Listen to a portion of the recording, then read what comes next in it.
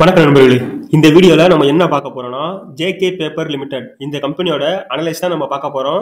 இந்த கம்பெனி இன்னைக்கு எப்படி இருக்கு, இதுக்கு முன்னாடி எப்படி இருந்துச்சு, இதுக்கப்புறம் எப்படி இருக்கலாம் அப்படிங்கிறத நம்ம பார்க்கலாம். இதே மாதிரி நல்ல கம்பெனிகளை அனலைஸ் பண்ணி நம்ம சேனலில் போட்டு வந்துகிட்டு இருக்கோம். விருப்பம் உள்ளவங்க பிளேலிஸ்ட்டை போய் செக் பண்ணி பாருங்க. பேப்பர் மேனுஃபேக்சரிங் கம்பெனியில் சிறந்த கம்பெனிகளில் இதுவும் ஒரு கம்பெனியாக இருந்துகிட்டு இருக்கு. இந்த கம்பெனியோட அனலைஸை நம்ம ஸ்டார்ட் பண்ணலாம். இந்த கம்பெனியோட மார்க்கெட் கேபிட்டல் பார்த்தீங்கன்னா 6033 கோடி இந்த கம்பெனியோட மார்க்கெட் கேபிட்டல் இருக்கு. கரண்ட் பிரைஸ் பார்த்தீங்கன்னா 356 ரூபாயில ட்ரேட் ஆகிட்டு இருக்கு. ஹை 423 ரூபாயும் லோ 306 ரூபாயும் இந்த கம்பெனி வந்திருக்கு. இந்த கம்பெனிக்கு கடன் பார்த்தீங்கன்னா 2482 கோடி இந்த கம்பெனிக்கு கடன் இருக்கு. ப்ரொமோட்டர் ஹோல்டிங் 49.6% வச்சிருக்காங்க. சேல்ஸ் growth 9.5% வந்து சேல்ஸ் growth இருக்கு. ரிசர்வ் பார்த்தீங்கன்னா 4439 கோடி இந்த கம்பெனி ரிசர்வ் வச்சிருக்காங்க. ப்ராஃபிட் growth 1.5% இருக்கு. இவங்க ஷேரை வந்து பிளட்ஜ் பண்ண கிடையாது. நெட் ப்ராஃபிட் பார்த்தீங்கன்னா 1138 கோடி இந்த கம்பெனி நெட் ப்ராஃபிட் பண்றாங்க. சேல்ஸ் வந்து 6660 கோடி இந்த கம்பெனி சேல்ஸ் பண்றாங்க. நம்ம லாங் டைமுக்கு ஒரு கம்பெனியை ஹோல்டு பண்றதுக்கு சிறந்த கம்பெனியா இருந்தாலும் இந்த கம்பெனியோட சார்ட் ரிசல்ட் எப்படி இருக்கு அப்படிங்கறத நம்ம பார்க்கலாம். அடுத்தடுத்து இந்த கம்பெனியோட ஓவரால் சார்ட் நம்ம பார்க்கலாம். 2006ல இருந்து 2024 வரை எப்படி இருக்குன்னு. 2006 பாத்தீங்கன்னா 65 ரூபா 60 ரூபா அந்த ரேஞ்சில தான் ட்ரேட் ஆகிட்டு இருந்திருக்கு. எத்தனை வருஷம் பாருங்க நமக்கு டைம் எடுத்திருக்குன்னு பாருங்க மல்டிபிளேக்கர் ஆகிறதுக்கு. 2006ல இருந்து 2015 வரை பாத்தீங்கன்னா அந்த 30 ரூபா 25 ரூபா அந்த ரேஞ்சிலே தான் ட்ரேட் ஆகிட்டு இருந்திருக்கு. அதுக்கப்புறம் தான் பாத்தீங்கன்னா இந்த கம்பெனி ஒரு நல்ல நிலைமைக்கு போயிருக்குன்னு சொல்லலாம். எந்த அளவுக்கு ரிட்டர்ன் கொடுத்துருக்குன்னு பாருங்க. அடுத்த ஒரு 2-3 வருஷத்துலயே 170 ரூபா 35 ரூபால இருந்தது 170 ரூபாய்க்கு போயிருக்கு. அதுக்கப்புறம் நம்ம ஒரு டவுன் வருது, ஒரு பெரிய டவுன் வந்துருச்சு அப்படின்னு சொல்லிட்டு யாரும் வராம நல்ல கம்பெனி நல்ல ரிசல்ட் கொடுத்துக்கிட்டு இருக்காங்க அப்படின்னு வெயிட் பண்ணியிருந்தாங்கன்னா அதுக்கப்புறம் அந்த 170 ரூபாயில இருந்து என்னதான் 100 ரூபாய்க்கு கீழே இந்த கம்பெனி வந்தாலும் எந்த அளவுக்கு அதுக்கப்புறம் பாத்துங்க எத்தனை மடங்கு ஒரு ரிட்டர்ன் அதிகமா கொடுத்துருக்கோம். ஒரு 3-4 மடங்கு பாத்தீங்கன்னா அதை விட அதிகமாவே ரிட்டர்ன் கொடுத்துருச்சு. இந்த மாதிரி நல்ல ரிசல்ட்டை கொடுத்துக்கிட்டு நல்ல சேல்ஸ் பண்ணிட்டு இருக்க கம்பெனி பாத்தீங்கன்னா என்னதான் டவுன் ஆனாலும் ரெக்கவர் கொடுத்துட்டு மேல போயிருவாங்க. சின்ன சின்ன ரெக்கவர் டவுனை கண்டெல்லாம் யாரும் பயப்பட தேவையில்லை. இதே மாதிரி தான் பாத்தீங்கன்னா சின்ன சின்ன டவுன் வருது பாருங்க. இந்த மாதிரி சின்ன சின்ன டவுன் வந்து நம்ம இன்வெஸ்ட்மெண்ட் பண்ணதான் பார்க்கணும். அந்த இடத்துல வந்து நம்ம ஒரு ஷேர் வாங்கி வச்சிருந்தா அந்த ஷேர் ஆவரேஜ் பண்றது இந்த மாதிரி தான் பண்ணணும் ஒழிஞ்சு பயந்துகிட்டு வெளியில வர தேவையில்லை. அதுக்கு எதை வச்சு நம்ம அந்த மாதிரி பயத்துட்டு வெளியே வர தேவையில்லை நம்ம முடிவு பண்ணணும்னா அந்த கம்பெனியோட ரிசல்ட் நல்லா இருக்கான்னு தான் நம்ம முக்கியமா பார்க்கணும். எந்த ஒரு கம்பெனிக்குமே ரிசல்ட் நல்லா இருந்துச்சுன்னா அவங்க அடுத்தடுத்த குவார்டர்ல அடுத்தடுத்த லெவலுக்கு மேல போய்கிட்டே தான் இருக்க போதும் அந்த கம்பெனி. இந்த வகையில இந்த சார்ட்டை பொறுத்தவரையும் நல்லா தான் இருக்கு இந்த கம்பெனிக்கு. அடுத்து இந்த கம்பெனியோட சார்ட் எப்படி இருக்கு அப்படிங்கறத நம்ம பார்த்துட்டோம். இதுக்கு அடுத்து பாத்தீங்கன்னா இந்த கம்பெனியோட ரிசல்ட் எப்படி இருக்கு அப்படிங்கறத நம்ம பார்க்கலாம். இந்த கம்பெனியோட இயர்லி ரிசல்ட் நம்ம பார்க்கலாம். இந்த கம்பெனி ஒருத்த பாத்தீங்கன்னா 2012ல எவ்வளவு சேல்ஸ் பண்ணிருக்காங்க அப்படின்னு பாத்தீங்கன்னா 1330 கோடி வந்து இந்த கம்பெனி 2012ல சேல்ஸ் பண்ணிருக்காங்க. சேல்ஸை கொஞ்சம் கொஞ்சமா இன்க்ரீஸ் பண்ணிக்கிட்டே தான் போய்கிட்டு இருக்காங்க. எந்த ஒரு கம்பெனியுமே அவங்களோட ப்ராடக்டை கொஞ்சம் கொஞ்சமா இன்க்ரீஸ் பண்ணிக்கிட்டே போனாங்கன்னா அது அந்த கம்பெனிக்கு ரொம்ப நல்ல விஷயம். ஆனா அவங்களோட ப்ராடக்ட் அதிகமாக விற்க தான் அவங்களுக்கு நெட் ப்ராஃபிட் அதிகரிக்கும். அந்த கம்பெனி நல்ல வளர்ச்சியில போகும். அந்த வகையில இந்த கம்பெனி பாத்தீங்கன்னா 2012ல இருந்து 2024 வரை கொஞ்சம் கொஞ்சமா அவங்களோட சேல்ஸை இன்க்ரீஸ் பண்ணிக்கிட்டே தான் போய்கிட்டு இருக்காங்க. சேல்ஸ் இன்க்ரீஸ் பண்றாங்க, நெட் ப்ராஃபிட் இன்க்ரீஸ் ஆகுதா அப்படிங்கறத நம்ம பார்க்கணும். ஒரு சில கம்பெனி எல்லாம் பாத்தீங்கன்னா நெட் சேல்ஸ் இன்க்ரீஸ் பண்ணிக்கிட்டு ஏதோ ஒரு வகையில நெட் ப்ராஃபிட் இன்க்ரீஸ் பண்ணாம அதையும் கூட லாஸ்ல கொண்டு போறது கூட ஒரு சில கம்பெனிகள் வாய்ப்பு இருக்கு. இந்த கம்பெனி அப்படி பண்றாங்களா அப்படிங்கறத நம்ம பார்க்கலாம். நெட் ப்ராஃபிட்டை பொறுத்தவரையும் 2012ல 49 கோடி பண்ணிருக்காங்க. 2013ல பாத்தீங்கன்னா 38 கோடி ப்ராஃபிட் பண்ணிருக்காங்க.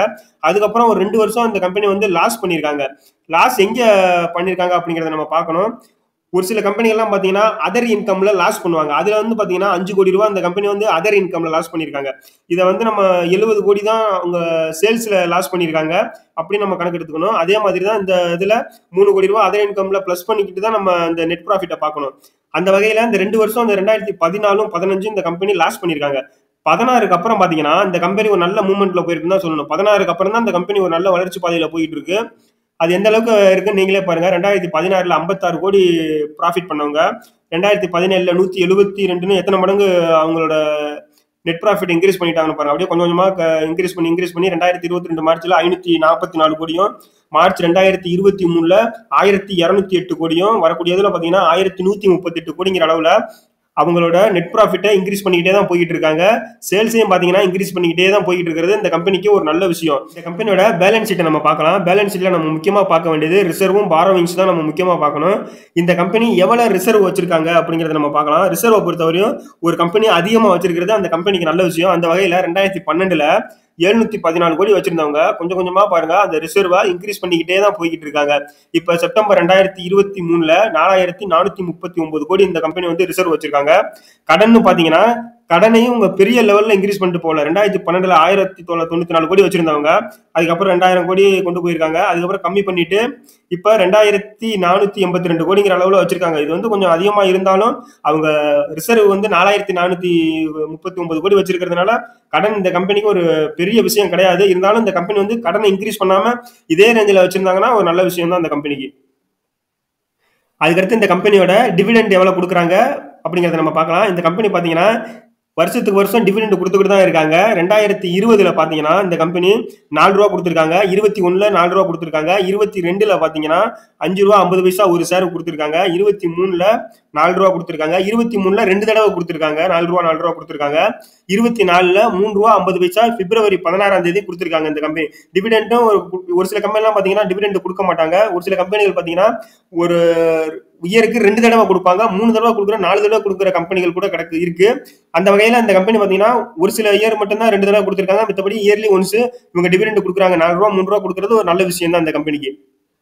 இந்த கம்பெனியோட ஷேர் ஹோல்டிங் பேட்டர்ன் நம்ம பார்க்கலாம். அதுல ப்ரொமோட்டர் ஹோல்டிங் பாத்தீங்கன்னா 2017ல 54.99% ஹோல்டு பண்ணிருக்காங்க.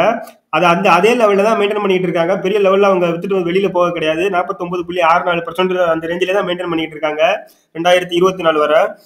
இதுல எஃப்ஐஐ எவ்வளவு ஹோல்டு பண்றாங்க, டிஏ எவ்வளவு ஹோல்டு பண்றாங்கிறத நம்ம பார்க்கணும். எஃப்ஐஐ 9.26% ஹோல்டு பண்றது நல்ல விஷயம். அதுக்கடுத்து பாத்தீங்கன்னா டிஏஐ 3.71% ஹோல்டு பண்றது இந்த கம்பெனி நல்ல விஷயம். பப்ளிக் பாத்தீங்கன்னா 37.39% ஹோல்டு பண்றாங்க. ஷேர் ஹோல்டிங் பேட்டர்னை பொறுத்தவரையும் அவங்க கம்பெனி ஷேரை 49.64% அவங்க ஹோல்டு பண்றதும், எஃப்ஐஐ 9.26% எஃப்ஐஐ ஹோல்டு பண்றதும், டிஐ 3.71% ஹோல்டு பண்றதும் இந்த கம்பெனிக்கு ஒரு நல்ல விஷயம். ஜேகே பேப்பர் லிமிடெட் இந்த கம்பெனி என்னெல்லாம் மேனுஃபேக்சரிங் பண்றாங்க, சேல்ஸ் பண்றாங்க அப்படிங்கறத பார்க்கலாம். இந்த கம்பெனி மேஜரா பண்றது பாத்தீங்கன்னா பேப்பர் ப்ராடக்ட் தான் மேனுஃபேக்சரிங் பண்ணி சேல்ஸ் பண்ணிட்டு இருக்காங்க. ஆபீஸ்க்கு தேவையான பேப்பர்கள் வந்து மேனுஃபேக்சரிங் பண்ணி சேல்ஸ் பண்றாங்க. A4 A3 இந்த மாதிரி பேப்பர். அதுக்கடுத்து பாத்தீங்கன்னா ரைட்டிங் போர்டு, பிரிண்டிங் தேவையான பொருட்கள் மேனுஃபேக்சரிங் பண்ணி சேல்ஸ் பண்றாங்க. பேக்கிங் போர்டு பாத்தீங்களா, அட்டைப்பெட்டி இருக்குல்ல, அந்த வுட் பாக்ஸ்னு சொல்லுவாங்க, அந்த பேக்கிங் மெட்டீரியல் மேனுஃபேக்சரிங் பண்ணி சேல்ஸ் பண்றாங்க. இந்த மாதிரி பொருட்கள்லாம் வந்து அழியாத பொருட்கள், என்னைக்குமே மக்களுக்கு தேவைப்படக்கூடிய பொருட்கள் தான், இண்டஸ்ட்ரிக்கும் அதிகமா தேவைப்படக்கூடிய பொருட்கள் தான். அதனால இந்த கம்பெனிக்கு இன்னைக்கு வாங்கி நாளைக்கு அழியக்கூடிய பொருட்களும் கிடையாது. என்னைக்கு வேணாலும் இந்த பொருட்கள்லாம் வந்து பாத்தீங்கன்னா சேல்ஸ் ஆகிட்டு தான் இருக்க போது, நமக்கு தேவைப்பட்டுக்கிட்டு தான் இருக்க போது. ஒரு லாங் டைம்ல இந்த கம்பெனி நல்ல நிலைமைக்கு வர்றதுக்கும் அதிக வாய்ப்பு இருக்கு. இந்த கம்பெனி பாத்தீங்கன்னா பேப்பர் இண்டஸ்ட்ரீஸ்ல ஒரு சிறந்த கம்பெனியா இருந்து வந்துகிட்டு இருக்கு. இந்த கம்பெனில இன்வெஸ்ட் பண்ணணுங்கிற விருப்பம் படுறவங்க கொஞ்சம் கொஞ்சமா இன்வெஸ்ட்மெண்ட் ஸ்டார்ட் பண்ணலாம் ஒழிஞ்சு ஒரேடியா அந்த கம்பெனில வந்து பெரிய அளவுல இன்வெஸ்ட்மெண்ட் போடாம நம்மளால முடிஞ்ச அளவு கொஞ்சம் கொஞ்சமா இன்வெஸ்ட்மெண்ட் இன்க்ரீஸ் பண்ணிட்டே போலாம். இந்த கம்பெனி பாத்தீங்கன்னா ரிசல்ட் நல்லா தான் கொடுத்து வந்துட்டு இருக்காங்க. சேல்ஸ் நல்லா தான் இன்க்ரீஸ் ஆகிட்டு இருக்கு. அதனால இந்த கம்பெனில இன்வெஸ்ட் பண்ணணும் விருப்பம் பண்றவங்க ஒரேடியா ஒட்டுமொத்தமா பெரிய அமௌண்ட்டை போடாம கொஞ்சம் கொஞ்சமா நம்மளால எவ்வளவு பண்ண முடியுமோ அதை மட்டும் பண்ணி இந்த கம்பெனில ஒரு லாங் டைம்ல நல்ல ரிட்டர்ன் எடுக்க அதிக வாய்ப்பு இருக்கு. இதே மாதிரி நல்ல கம்பெனிகளை அனலைஸ் பண்ணி நம்ம சேனல்ல போட்டு வந்துட்டு இருக்கோம். விருப்பம் உள்ளவங்க பிளேலிஸ்ட் செக் பண்ணி பாருங்க. இந்த வீடியோ பிடிச்சிருந்தா லைக் பண்ணுங்க, மறக்காம சப்ஸ்கிரைப் பண்ணிக்கங்க. நன்றி.